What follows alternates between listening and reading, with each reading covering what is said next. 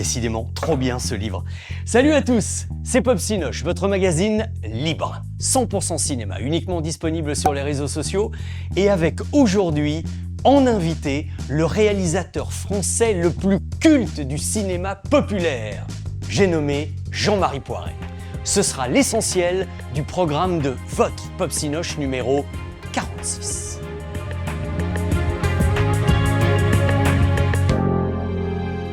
Jean-Marie Poiret, évidemment, tout le monde le connaît. Alors, moi, comme beaucoup d'entre vous, je l'avais découvert au milieu des années 70 avec son premier film, Les Petits Câlins, avec la regrettée Dominique Laffin. Et puis, nous nous étions retrouvés, avec Adrien, nous étions allés en Belgique une journée magnifique passée lors du tournage de Les Visiteurs, La Révolution. Et il se trouve que c'est son dernier film en date. Et on avait discuté, on avait fait une interview, on avait sympathisé, mais j'attendais le moment où on pourrait s'asseoir face à face pour véritablement parler de sa carrière. Et heureusement, ce livre est le bon prétexte pour ça, c'est la raison pour laquelle il est aujourd'hui l'invité d'honneur de ce Popsinoche. Jean-Marie Poiret, votre invité. On va se régaler, vous allez voir. Mon invité aujourd'hui, il fait partie, vous savez, du club extrêmement restreint des cinéastes qui ont réussi à réunir plus de 40 millions de spectateurs dans les salles. Et alors je vous parle même pas quand les films sont rediffusés à la télévision, parce que là, les chiffres sont stratosphériques.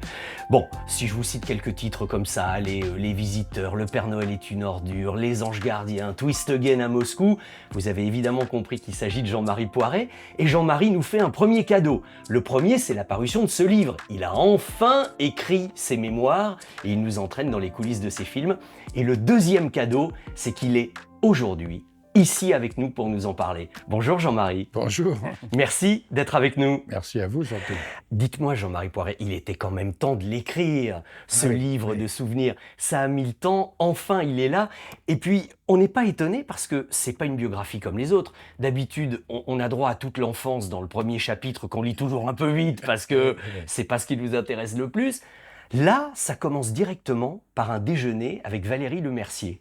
J'ai commencé à écrire, je commençais par mes premiers films, j'allais dans la chronologie. Ouais. Bon, et après, je me suis dit, mais quelle est la question qu'on m'a le plus posée dans ma vie?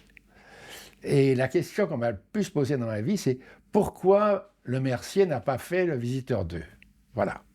Je vais dire une saloperie, mais je pense qu'elle aussi, ça a dû la faire bien chier. Ça a dû l'énerver un peu. Parce que, mais pourquoi vous ne l'avez pas fait? Enfin, hein? Donc j'ai commencé par ça, parce que je me suis dit, voilà, ça m'a fait faire cette gymnastique qui consiste à remonter dans le temps, de film en film. Jean-Marie, puisque nous sommes dans le chapitre des Visiteurs, restons-y un petit peu, parce que moi j'ai quand même découvert beaucoup de choses, notamment que vous vouliez tourner les deux films en même temps au départ. Oui, le producteur du film m'avait dit que le film était trop cher, en fait il ne l'aimait pas, trouvait nul, mais il n'a pas osé me le dire, donc il m'a dit le film est beaucoup trop cher, il faut que tu coupes 3 millions d'euros, donc ça voulait dire on ne fera pas le film. Et j'ai dit voilà, tu trouves qu'il y a 3 millions de trop, alors tu rajoutes 3 millions de plus, et si tu fais la moyenne, je te fais 2 films, et tu fais la moyenne des 2 films, c'est le budget que tu es prêt à mettre. Voilà. Il était tellement séché qu'il m'a fait... Là, avec ça, ça aurait été bien, parce que là, Valérie Lemercier aurait fait les deux. Génial. Oui. Et j'ai appris aussi que dans le rôle du mari de Valérie Lemercier, le dentiste, ça a bien failli être Fabrice Lucchini. Oui. Ça alors. J'adore Fabrice Lucchini, hein. C'est vraiment d'abord un phénomène. Et Fabrice avait lu le scénario d'une façon un peu clandestine, parce qu'on avait le même agent, donc il avait lu le scénario. Ouais. Et il m'avait appelé pour me dire, voilà, j'aimerais qu'on déjeune, je voudrais jouer le rôle du dentiste. Et il m'avait invité à déjeuner, un restaurant très bon, très cher, ce qui, je crois d'ailleurs, de sa part, est rare. Non, je l'aime beaucoup. Je trouve que c'est vraiment un personnage d'une drôlerie absolument incroyable. Et brutalement, alors que je ne m'y attendais pas, il s'est mis à jouer le film. Et il avait appris le scénario par cœur, mais pas son rôle. Son rôle est celui des partenaires, y compris celui de Valérie qui faisait avec une voix de femme. Ah ouais, Il a incroyable. joué tout, et dans le rôle du dentiste, il était sensationnel. Et puis bon, il m'a demandé un cachet qui était Astronomique. astronomique. Et du coup, eh ben, Fabrice n'a pas fait le rôle parce que... Ben, tant mieux pour Christian Bugeaud, qui était remarquable, Ouais, ouais, ouais. qui était vraiment formidable. Je pense que Lucchini aurait été génial dedans. Et je pense qu'il n'aurait pas fait la suite parce qu'il aurait demandé trop Encore plus cher. pour la suite. Jean-Marie, parlons de celui qui est quand même votre grand complice, votre grand copain, celui avec lequel vous avez le plus tourné et qui vous a offert une très jolie préface, hein, quand même. Oui. C'est Christian Clavier. Et j'aime beaucoup quand il dit « Bon, j'ai accepté la préface pour une excellente raison, et cette raison se résume en un mot. À lui seul, ça définit notre histoire commune, Jean-Marie et moi, la complémentarité. » Vous vous êtes vraiment trouvés tous les deux, alors. Oui, oui, oui. C'est de la complicité humaine, c'est-à-dire qu'on rigole beaucoup des mêmes choses, on a les mêmes moqueries, on ne fait pas qu'écrire, en fait. On écrit très peu, en réalité, parce qu'on passe le temps à rigoler et à bavarder. C'est un beau métier, ça, Oui. écrire très peu, rigoler beaucoup, hein, c'est Oui, pas mal. oui, mais on appelle ça faire du magazine.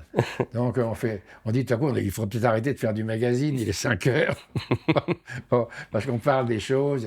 Je crois que Christian Clavier a une qualité extrêmement rare.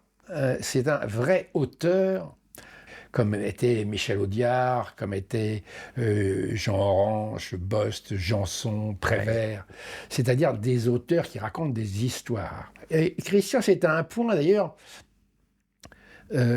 incroyable, parce que je me suis aperçu, quand on avait fait Twist Again à Moscou, où d'ailleurs il est très bon, je me suis aperçu qu'en fait, il n'avait pas grand-chose à faire par rapport aux autres, par rapport à Noiret ou par rapport à Martin Lamotte, qui avait des rôles étourdissants.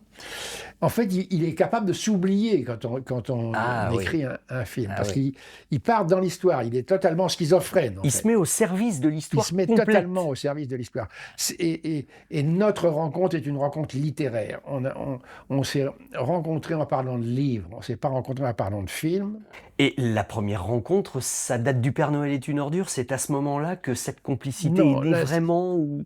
Notre première rencontre date du fait que quand j'ai mon deuxième film qui s'appelait Retour en force, Avec Victor Lanoux. avec Victor Lanoux, je l'ai écrit avec Josiane Balasco comme co-auteur. Et puis, elle a botté en touche parce qu'elle m'a dit « Mais je ne peux pas le faire parce que je tourne Les Bronzés font du ski à Val d'Isère. » J'ai dit « C'est pas grave. Moi, je vais aller à Val d'Isère parce que tu tournes pas tous les jours. C'est un film choral, Les Bronzés font du ski. Donc, il y a des jours où tu tournes, des jours où tu tournes pas. Quand tu tournes, je vais faire du ski, c'est horrible. Bon. Et puis, quand tu tournes pas, on écrit. » Et pour moi, ça a été un tournant dans ma vie. C'est comme quoi il y a beaucoup de chance dans l'existence, parce que ça m'a permis de rencontrer le splendide, parce que dans la journée, on écrivait, mais le soir, on dînait. Et quand on dînait, on dînait un coup avec Junio, un coup avec Clavier, un coup avec Lavanant. Voilà. Bon. Et je dois reconnaître que le dîner où je fais connaissance de Christian Clavier, je ne l'ai pas oublié. On avait eu un coup de cœur pour un écrivain génial qui s'appelle Robert Merle, qui écrit des romans d'époque dans le langage de l'époque. Quand il écrit sur Henri III, on parle avec la langue de Henri III. Et on a trouvé ça formidable. Et puis, évidemment, on a zappé tout ça. C'est en écrivant un livre, j'ai dit, mais c'est ça les visiteurs. Eh bien oui. C'est du vieux François. C'est du vieux François. Et en réalité, j'avais acheté un dictionnaire du vieux français qui m'amusait. Vous voyez, je lisais comme ça. Bon, donc à un moment, je l'avais même mis aux chiottes. C'est le truc idéal parce qu'on ne sait pas le temps que ça va mettre. Donc on peut feuilleter. Voilà, si ça prend 2 secondes, c'est bon. Voilà. Et j'avais trouvé ça marrant. Et d'ailleurs, quand on a pensé vieux français, on est allé voir ce livre et qui nous a servi. Et alors, Jean-Marie, ce qui est quand même pour nous de l'ordre du mystère, c'est comment deux personnes travaillent ensemble et s'accordent pour nous faire ce qu'on appelle de façon un peu facile aujourd'hui des répliques cultes. Mais comment, bon sang, arriviez-vous à me mettre dans le mille comme ça, à ce point-là Christian est un génie de l'improvisation. Ah, Donc, si on commence à sortir des conneries, tout à coup, il peut partir en vrille. Et là, il y a des pépites. et vous dites d'ailleurs que le tournage du Père Noël, le tournage a été d'une gaieté rare. Ah oui. Le Splendide est une pépinière d'acteurs étourdissante. Mais c'est vrai que dans le Splendide, comme en plus ils étaient tous aussi un peu auteurs de leurs personnages, mais ça devait fuser de tous les côtés. Oui, mais Les répliques, je ne vous jette pas la pierre, Pierre, ou elle a foutu sa moumoute dans les huîtres. Enfin, oui. Elle a foutu sa moumoute dans les huîtres. C'est une réplique vraiment qui a très bien marché parce que je m'étais un peu frité avec le Splendide au moment d'écriture de cette scène. Je trouvais le personnage de Katia dans la pièce un petit peu caricatural. Et j'ai dit au Splendide, j'aimerais bien qu'on ajoute une scène de vulnérabilité sur le personnage de Katia. Et ça a été un tollé. Mais non, on n'a rien à foutre, la pièce a marché sans ça, etc. Je dis oui, mais moi j'aimerais que ça soit mieux que la pièce. Donc je trouve ça pas bien. Et ça a été très loin. Balasco m'a appelé à dire vas-y mollo. J'ai quand même été à l'origine de cette scène où Katia pleure et où elle jette. Et évidemment, cette réplique, elle a foutu sa moumoute dans les huîtres, est un rire phénoménal parce que ça vient après un moment d'émotion. Et oui, mais c'est ça aussi, hein, c'est pas toujours en continu, Voilà. Il faut faire des pleins et des déliés. Et ça, c'est toujours un truc fantastique. Alors, Christian Clavier, bon, c'est le grand complice. L'idée, c'est quand même aussi de lui trouver des partenaires d'exception. Et quand même, dans le livre, quand vous racontez votre première rencontre avec Gérard Depardieu chez Claude Berry pour Les Anges Gardiens, ça, je dois dire que si ça avait pu être filmé, non, parce que vous y allez franco, cash avec lui. Quand on a affaire à une bestiole comme ça, moi, j'y vais pas à l'inconnu. J'avais fait une petite enquête avec 2-3 personnes et on m'avait dit pique-pendre sur lui. Pas du tout pour des raisons sexuelles, parce que c'est la polémique en ce moment. Personne ne m'a jamais dit un mot de ça.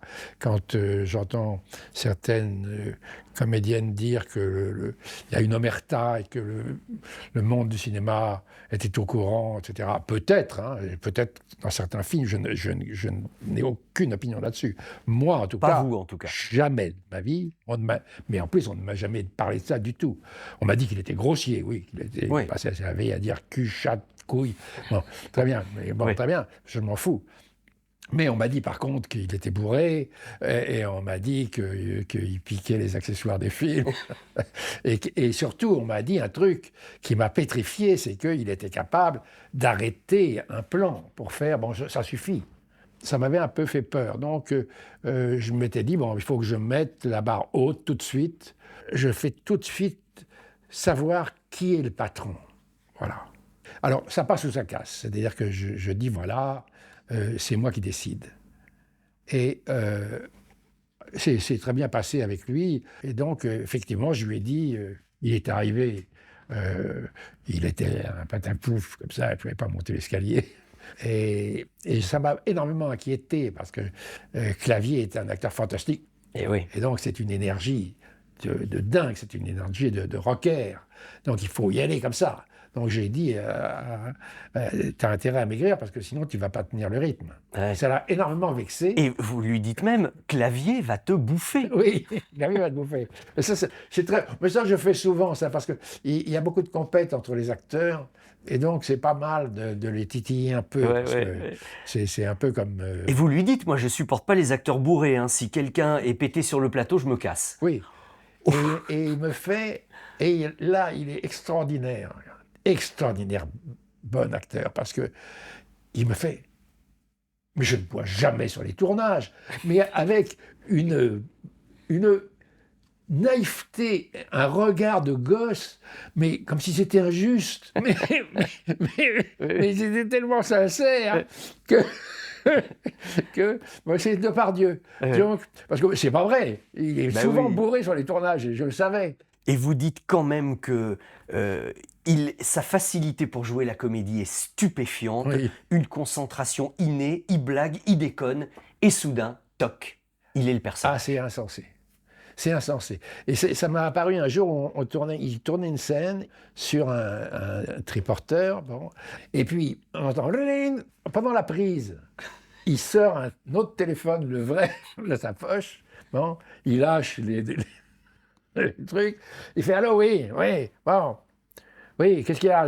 Non, je suis en plein tournage, là, etc. » Moi, je ne coupe pas. Bon, et il fait « Oui, attends, là, il faut que je finisse la prise, là. Je te rappelle tout à l'heure, bon. » Et paf, il est dans le mot intégral, dans le même esprit. C'est une bestiole de cinéma, c'est-à-dire qu'il peut exprimer n'importe quel sentiment en une seconde, sans aucune préparation, sans rien. Il est là, il se met pas dans des états. Voilà, Oui. Non, mais c'est dingue, c'est un professionnel absolu. Et il y a quand même le moment aussi où vous lui faites un peu la honte parce qu'il ne sait pas son texte. C'est irrésistible, ça, dans le livre. Oh, je l'avais vu faire un peu, parce que de temps en temps, il arrivait et puis il colle sur les petits acteurs et il leur colle des papiers. Avec son texte, avec son texte comme ça. Écrit, bon, et qui n'ose pas ose péter. Bon. Mais comme je n'aimais pas ça et que je gueulais, c'était dans l'avion, et donc je vais voir, et en fait, il avait son texte planqué sur les fauteuils. Il mettait le texte sur les fauteuils par terre, à droite, tous les côtés. Je dis, mais tu sais pas, j'ai pas eu le temps de l'apprendre. Alors j'ai déchiré tout, puis j'ai dit, tu vas l'apprendre. Mais ça va prendre 1 heure. Mais j'ai dit, ben, ça prendra 1 heure. Alors je t'enflure, en fait. Ça n'a pas pris 1 heure, ça a pris 2 heures, parce qu'il a fait ça pour m'emmerder. Bon. Donc, et au bout de 2 heures, il est arrivé, il était un génie. Et d'ailleurs, je lui ai dit, tu vois, quand tu sais ton texte, tu es un génie.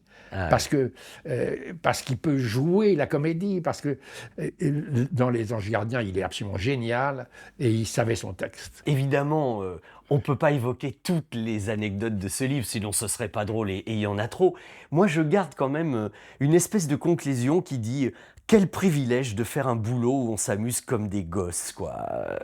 Je me dis quand même, si on m'avait dit, quand j'avais 15 ans, que je vivrais du fait d'être artiste, mais en plus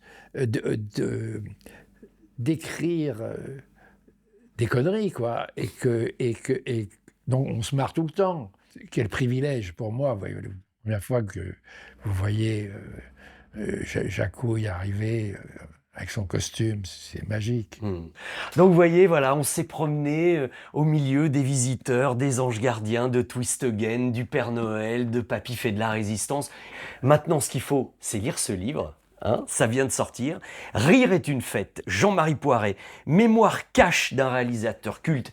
Et c'est vrai qu'il y en a quelques-uns qui en prennent pour leur grade, Coluche, Gérard Lanvin, Bernard Giraudot et les autres, vous verrez, je vous en dis pas plus. C'est sorti chez Michel Lafon, et si vous aimez le cinéma, vous aimez Jean-Marie Poiret, forcément. Moi, ce que j'ai aimé, c'était vous accueillir aujourd'hui, Jean-Marie. C'était trop court, et à bientôt pour pouvoir bavarder encore si vous voulez bien. Merci. Et on lui pèlera le jonc, c'est du Limousin. Ouais, c'est plus violent, hein. Et on lui pèlera le jonc. Il faut être sauvage. Et on lui pèlera le jonc. Merci beaucoup, Jean-Marie Poiret. À bientôt, c'était un bonheur. Je vous en sers un petit verre supplémentaire, je veux parler de Jean-Marie Poiret évidemment. Eh bien, vous ne croyez pas si bien dire, tiens, parce que notre conversation a été beaucoup plus longue que ce que vous venez d'en voir. Il y a eu des moments, mais vraiment épatants. Alors, je vous propose d'être un tout petit peu patient et d'ici quelques jours, vous pourrez voir une version développée de cette interview vraiment enthousiasmante. En attendant, lisez son livre, ça regorge d'anecdotes, vous n'allez pas regretter. Bon, avant de vous souhaiter bonnes vacances et à la rentrée, je vous propose 2-3 petits petits conseils, des choses à lire, à voir et à écouter. On pourrait peut-être commencer, tiens, par ce livre, Jean-Loup Dabadi, Jean-Loup, tant d'amour aux éditions L'Archipel. C'est une véritable biographie de la vie et de la carrière de Jean-Loup Dabadi, écrite à 4 mains par Françoise Piazza et par Véronique Dabadi, sa dernière compagne.